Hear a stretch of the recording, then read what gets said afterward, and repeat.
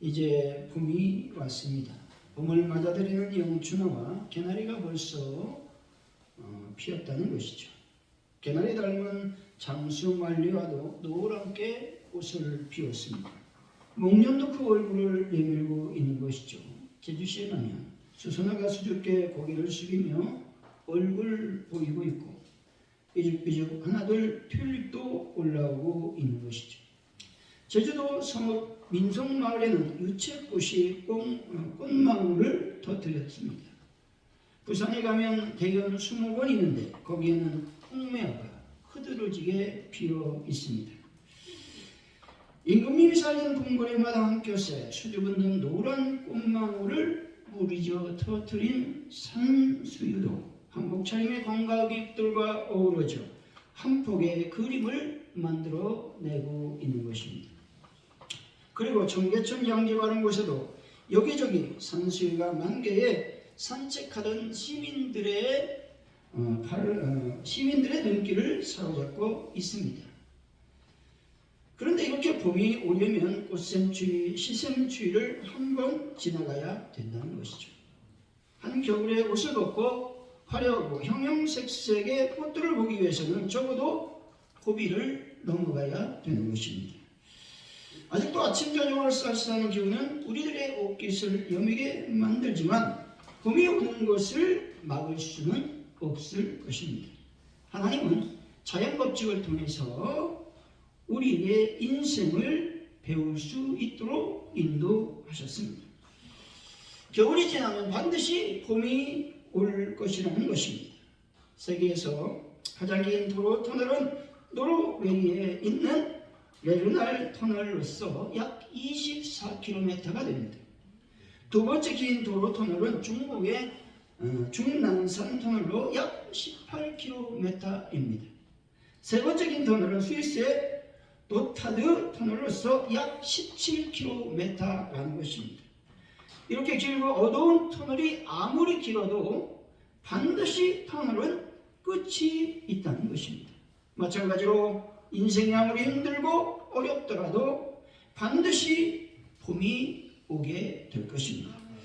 창세기 39장 20절입니다. 이에 요셉의 주인이 그를 잡아 옥에 가두니 그곳은 왕의 제수를 가두는 곳이었더라.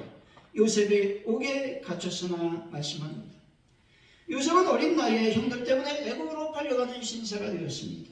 그럼에도 불구하고 애국 바로의 친위대장 보디발의 집에서 잘 적응하고 하나님의 은혜로 말미암아 그 집의 총무가 되었습니다. 요셉이 하는 일마다 형통했고 그 주인도 요셉이 함께 하시는 하나님의 역사를 경험했습니다. 드디어 요셉에게 봄이 오는가 싶었습니다. 하지만 요셉에게 봄은 그렇게 쉽게 오지 않았습니다. 보디발의 아내의 유혹을 요셉이 뿌리치자 그녀는 요셉에게 누명을 씌워서 감옥에 보냈습니다. 이 감옥이 요셉에게는 인생 중에서 가장 긴 터널과도 같았을 것입니다.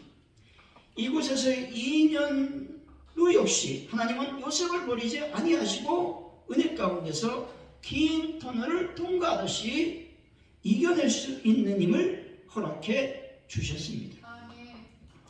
창세기 39장 23절이죠. 간수장의 손에 맡긴 것을 무엇이든지 살펴보지 아니하였으니 이는 여호와께서 요셉과 함께 하심이라.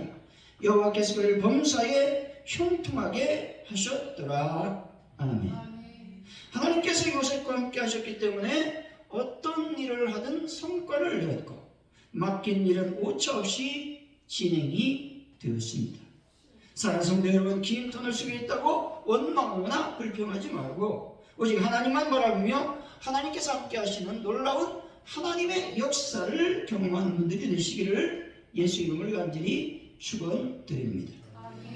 오늘 말씀은 헬라인의 예수님 방문과 그의 지음하여 예수님께서 주신 임박한 순환과 승천 예고 및 관련 교훈에 대해서 말씀하고 있는 본문입니다.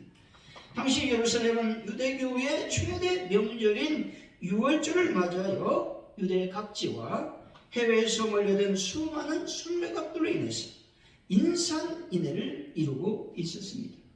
그리고 그 사람 중에는 단순히 헬라 세계에 흩어져 사는 디아스포라 유대인뿐만 아니라 순수 헬라인으로서 유대교로 개종한 사람들도 있었다는 것이죠. 이런 헬라인들에게 예수님은 당신 자신이 세상에 온 목적을 알려주셨습니다.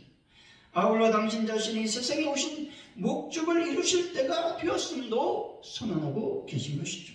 다시 말해 예수님께서는 당신 자신을 땅에 떨어져 죽어 많은 열매를 맺는 하나의 밀로 비유하시면서 자신이 십자가에서 죽으실 것이라고 선포하고 계신 것입니다.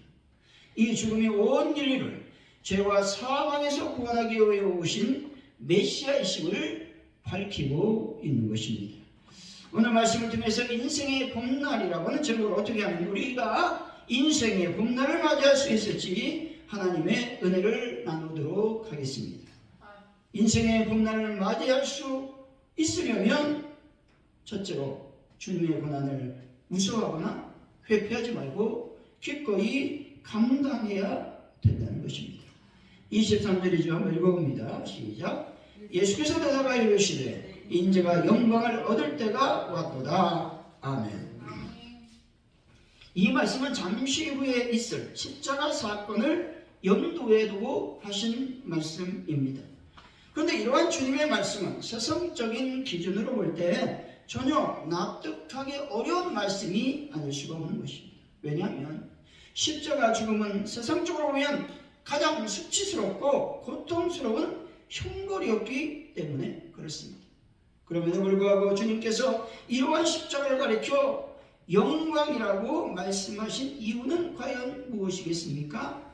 그것은 바로 천국에는 섬기는 자가 가장 큰 자요 영광스러운 자이기 때문인 것입니다. 따라서 온 인류를 구원하고 섬기기 위한 십자가야말로 가장 큰 영광이 아닐 수 없는 것입니다. 뿐만 아니라 이 십자가는 하나님의 뜻을 성취하여 그분의 영광을 드러냄으로써 하나님을 가장 기쁘시게 하는 길이기도 한 것입니다. 때문에 하나님께서 주님의 기도에 즉각적으로 응답하고 계신 것을 보게 됩니다. 28절이죠. 한번 읽어봅니다. 시작. 아버지여 아버지를 영광스럽게 없어서 하시니 이에 아래서 소리가 나서 이르되 내가 이미 영광스럽게 또다시 영광스럽게 하리라 하시니 아멘. 예수님 하나님께 기도하시는 것은 하나님의 절대적 주권을 명확하게 하기 위한 것이었습니다. 예수님 본질상 하나님과 동등하심에도 불구하고 구속 사업을 완수하기 위해서 종으로서 하나님의 그 명령에 철저히 순종하셨습니다. 이렇게 함으로써 하나님의 영광을 나타내시고 있는 것입니다. 예수님의 기도에 하나님께서는 바로 응답해 주셨습니다. 예수님께서 이 땅에 오시기로 작정하여 이 땅에 오신 것 자체가 하나님의 영광을 위한 것이었습니다. 예수님의 40일금식 기도, 공생의 기간 동안의 사역, 십자가의 순환과 죽으심 등 예수님 전생에는 하나님의 영광을 위한 것이었습니다. 여러분의 삶과 전 인생은 과연 어떠하십니까? 여러분의 삶 자체가 하나님께 영광이 되고 있으십니까? 이런 질문을 던지는 것은 여러분들을 죄책감으로 몰아넣기 위한 질문이 아닙니다. 신앙생활의 자신감을 떨어뜨리기 위한 질문 역시 아닌 것이죠. 다만 나의 삶 속에서 과연 하나님의 영광을 얼마나 드러내고 있는가를 한번 돌이켜보자라는 의미입니다. 하나님의 영광을 위한 삶이 아니었다면 그것은 바로 주님의 고난을 나의 고난으로 받아들이지 않았기 때문일 것입니다. 편안한 삶, 안전한 삶을 추구했고 예수님을 위한 헌신과 봉사의 삶을 싫어했기 때문일 것입니다. 고난을 좋아하는 사람이 어디 있겠습니까? 고난을 좋아하는 사람은 없습니다. 왜냐하면 고난은 어렵고 힘들기 때문입니다. 그러나 고난 없는 영광이 없음도 우리는 기억해야 되는 것입니다. 희생 없는 삶은 결코 있을 수 없다는 것이죠. 고통은 새로운 인생의 밑거름이 되는 것입니다. 십자가의 고통이 부활의 기쁨과 생명의 출발이 된다라는 말씀이죠. 그래서 도스토옙스키는 자기의 평생 앓은 간질병에 대해서 거룩한 병이라고 불렀다는 것이죠. 고통이 오히려 자기를 지켜준, 자기를 키워준 하나님의 거룩한 손으로 보았기 때문인 것이죠. 감당할 만한 당신에게 그가 주는 피 흘려 은총이라고 하는 것입니다. 가시에 찔리지 않고는 장미를 모을 수 없다라는 말이 있습니다. 만일 고난과 고통이 없다면 어떻게 되겠습니까? 사람은 더 해해지게 될 것이고 육체의 안일함을 쫓으며 아무짝에도 쓸모없는 사람이 될 가능성이 매우 높다는 것이죠. 영적인 것에 대해서는 무관심하고 천국을 사모하는 마음도 갖지 않을 것입니다. 칼빈은 이렇게 말했습니다. 이 세상에 고통이 많은 것은 천국을 사모하는 마음을 가지게 하기 위해서이다 라고 말입니다. 마틴 루터는 중세 스콜라 철학에 집착해 영광과 지혜, 명예와 권세만 추구했던 카톨릭 신학자들과 당시 사제들을 향해서 그리스도의 십자가의 적이라고 무섭게 비판을 했다는 것이죠. 십자가 고난 없이 부활의 영광만을 추구할 때 우리 모두 외식하는 자가 될 수 있고 가짜가 되는 것입니다. 봄은 예수님 몸소 보여주신 이 진리를 마음에 새기는 계절인 것이죠. 고난 없이 멸류관을 얻고자 하는 세상의 흐름을 거부하고 십자가를 통한 부활의 자리에 나아가는 삶의 자세를 회복하는 거룩한 절기, 바로 사순절인 것입니다. 예수님은 고난의 십자가를 통해 영광의 멸류관을 쓰셨습니다. 몸소 온몸으로 고통 없이는 영광도 없다고 하는 진리를 우리들에게 보여주셨다는 것입니다. 사랑하는 성도 여러분, 사순절 기간에 주님의 십자가의 고난을 깊이 묵상하고 실천하여 인생의 봄날을 맞이하는 분들이 다 되시기를 예수 이름으로 간절히 축원드립니다. 둘째로, 우리가 인생의 봄날을 맞이하려면 내 자신을 죽여야 하는 것입니다. 24절이죠. 한번 읽어봅니다. 시작. 내가 진실로 진실로 너에게 이르노니 하나 레벨이 땅에 떨어져 죽지 아니하면 하나를 그대로 있고 죽으면 많은 열매를 맺느니라. 아멘.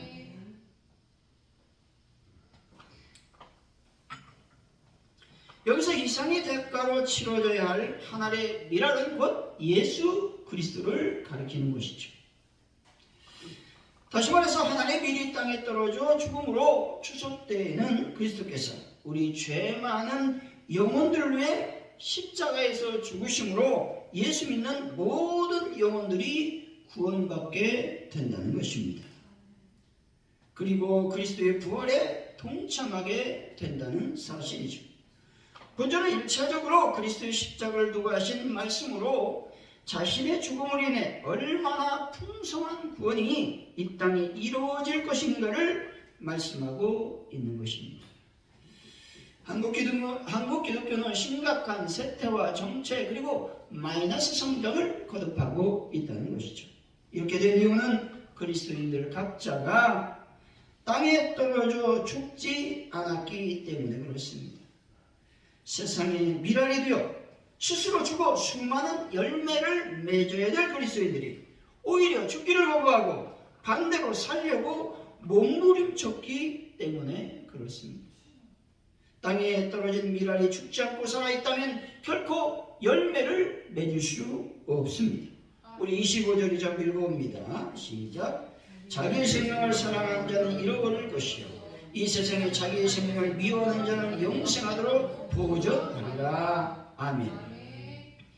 예수 믿는 것 때문에 핍박과 고난에 닥친다 하더라도 모든 것, 즉 자기 생명까지 희생하려는 각오와 결단을 해야 되는 것입니다. 그리고 주의 진리를 따라 살려고 하면 내 자신은 물론 많은 사람들을 영생으로 인도해야 된다는 것입니다. 자신의 생명을 미워한다라는 말은 무슨 말입니까? 나 자신을 부정한다라는 의미가 있습니다. 그리스도인의 최대의 원수이자 적은 과연 누구이겠습니까? 결코 다른 사람이나 환경이 아닌 것입니다. 내 자신, 즉 자아인 것입니다. 예수님을 따라가려면 먼저 자신을 부인해야 되는 것입니다. 여러분 죽기까지 여러분 자신을 겸허히 낮추시기를 바랍니다. 이 겸손은 자아를 포기하는 것을 의미하는 것이고 하나님 앞에서 완전히 아무것도 아닌 존재의 자리로 내려가는 것을 의미하고 있다는 것입니다. 우리 26절 좀 읽어봅니다. 시작. 사람이 나를 섬기려면 나를 따르라. 나 있는 곳에 나를 섬기는 자도 거기 있으리니 사람이 나를 섬기면 내 아버지께서 그를 귀히 여기시리라. 아멘. 예수님을 섬기는 첫 번째 일은 다른 것이 아닙니다. 자기 생명을 미워하여 자신을 부인하는 것입니다. 예수님을 위한 사역의 길은 결코 안락하거나 즐거운 일이 아니라는 것입니다.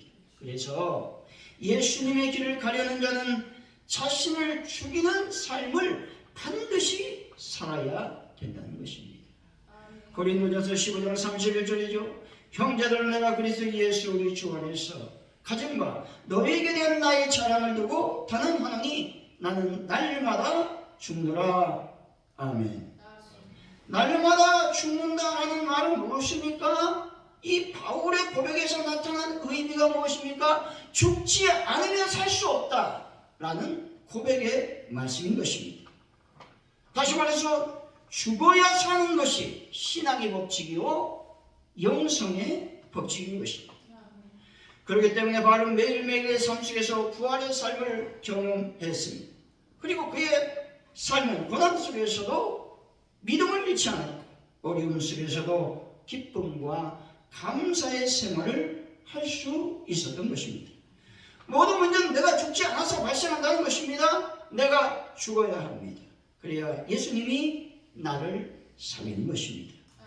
정과 욕심을 십자가에 못 박아 죽일 때 나도 살리고 가정도 살리고 나라도 살아나는 것입니다. 날마다 죄로 말미암아 타락하고 오염되어가는 이 세상, 어둠으로 빠져가는 영혼들, 예수 없이 죽어가는 옛 생명들을 살려내야만 하는 것입니다.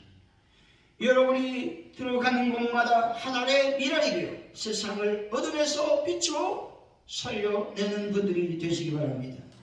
절망에서 희망으로, 분열에서 화합으로, 분단에서 하나로 살려내는 분들이 되시기 바랍니다. 여러분 우리가 어떻게 온전히 하나님께 영광을 돌릴 수 있는 삶을 살 수가 있겠습니까? 내가 죽어야 하는 것입니다. 여러분 어떻게 내가 우리 가정, 교회, 나라가 하나님께 영광을 돌릴 수 있겠습니까? 내가 죽고 우리 모두 죽어야 가능한 일인 것입니다. 그리스도를 주인으로 모시고 하나님의 전부인 삶을 살려면 오직 나를 죽여야 하는 것입니다. 성령 충만한 신앙 비결, 신앙생활의 비결은 과연 무엇입니까? 내가 죽어줘야 된다는 것입니다. 여러분 고등 종교와 하등 종교의 차이점이 무엇인 줄 아십니까? 하등 종교는 내가 죽지 않고 남을 죽이는 종교를 말합니다. 그러나 고등 종교는 내가 죽어서 모든 사람을 살게 하는 종교를 말하는 것이죠. 그래서 칼빈은 신앙생활의 첫 걸음을 자기 부정이라고 말하고 있습니다. 기독교는 고등 종교를 뛰어넘는 살아있는 생명의 종교라는 믿음을 가지시기를 바랍니다. 교회는 그리스도와 함께 죽을 수 있는 사람, 즉 순교자를 길러내는 것이라는 것입니다. 교회에서 세상의 영광을 추구하려 하는가? 신학자는 말합니다. 그런 자는 교회에서 떠나라 말하고 있습니다. 교회가 교회다워지려면 사람은 없어지고 예수 그리스도만 높아져야 된다라고 하는 것입니다. 교회 안에 사람이 풍성해야 되지만 사람의 생각은 없어지고 예수님이 주인이 되어줘야 한다라는 말씀입니다. 그때 비로소 교회에서 하나님의 영광이 드러난다는 것입니다. 사랑하는 성도 여러분, 내가 죽어 예수님이 살아 숨쉬는 상큼한 봄 기운으로 인생의 봄날을 맞이하는 분들이 다 되시기를 예수 이름으로 간절히 축원드립니다. 셋째로 우리가 인생의 고난을 맞이하려면 하나님의 복음을 전해야 된다는 것입니다. 20절, 21절 한번 읽어보죠. 시작. 명절에 예배로 올라온 사람 중 헬라인 몇이 있는데 그들이 갈릴리 베사다 사람 빌립에 가서 청하여 이르되 선생님 우리가 예수를 배우고자 하나이다. 아멘. 여기서 명절은 6월절을 말하고 있습니다. 헬라인들은 예수님을 만나고자 빌립에게 요청하고 있습니다. 왜 헬라인들은 예수님을 만나고자 빌립에게 요청하고 있는 것일까요? 그것은 예수님이 어떤 분인지, 과연 예수님 말하고 있는 복음은 어떤 것인지 궁금했기 때문에 그렇습니다. 다시 말해 여기서 말하는 헬라인들은 순수한 혈통의 헬라인을 말하고 있는데, 이들은 이미 헬라 사회를 지배하고 있던 많은 철학과 신화, 종교에 익숙했던 사람들이었습니다. 하지만 그들이 유대교로 개종한 이유는 아마도 사변적이고 메마른 헬라 철학과 종교로부터 아무런 만족을 얻지 못했기 때문일 것입니다. 이러던 중 6월절에 헬라인들은 예루살렘을 방문했고 그때에 예수님에 대한 소문을 듣게 되었습니다. 나사로를 살린 사건, 수많은 귀신을 쫓아낸 사건, 나귀 새끼를 타고 입성한 겸손한 예수님을 보았다는 것입니다. 생명이 없던 철학과 종교를 경험했던 이들은 죽은 자를 살리는 기적을 전파하는 예수님을 만나고 싶었던 것입니다. 이처럼 복음의 생명력과 진리에서 우러나오는 사랑과 겸손은 사람의 영혼을 이끄는 힘이 있음을 믿으시기 바랍니다. 진정한 영생의 복음, 사랑의 말씀에는 이 땅의 것들로부터 만족하지 못하는 모든 영혼들을 이끄는 흡인력이 있음을 믿으시기 바랍니다. 이사야서 55장 5절입니다. 보라 내가 알지 못한 나라를 내가 부를 것이며 너를 알지 못한 나라가 내게 달려올 것은 여호와 내 하나님 곧 이스라엘의 거룩한 이로 말미암음이니라. 이는 그를 영화롭게 하였느니라. 아멘. 우리가 증거해야 되는 말씀은 예수 그리스도의 생명력 있는 말씀인 것입니다. 사랑하는 세상으로 나가 그리스도의 사랑을 실천하는 것이 복음인 것입니다. 세상의 헛된 쾌락과 영화에 빠져 허우적거리면서 만족하지 못하는 이들에게 참된 만족이신 예수님을 전하는 것이 복음인 것입니다. 그러면 예수 믿지 않는 영혼들이 반드시 교회를 찾아오게 될 것입니다. 결론적으로 인생의 고난을 맞이하려면 주님의 고난을 기꺼이 감수해야 되고 내가 죽어야 되는 것입니다. 또 하나님의 복음을 증거하는 삶을 살아야 되는 것입니다. 사랑하는 성도 여러분, 하나님의 복음을 증거하심으로 죽어가는 영혼들이 교회에 찾아오는 교회의 복날, 인생의 복날을 경험하는 귀한 분들이 되시기를 예수 이름으로 간절히 축원드립니다. 기도합니다. 할렐루야. 하나님 감사합니다. 우리가 온전히 주님의 고난과 고통을 잘 감내해 나가는 그런 삶을 살기를 원합니다. 또 주님께 늘 기도하며 영광을 돌리는 삶을 살 때에 내가 죽어지길 원합니다. 복음을 증거하는 삶을 살 수 있도록 인도하여 주옵소서. 그래서 교회에 하늘의 봄날을 맞이할 수 있도록 도우시고 우리 인생의 기쁨의 날들이 계속될 수 있도록 역사하여 주옵소서. 감사합니다. 예수님의 이름으로 기도하옵나이다. 아멘.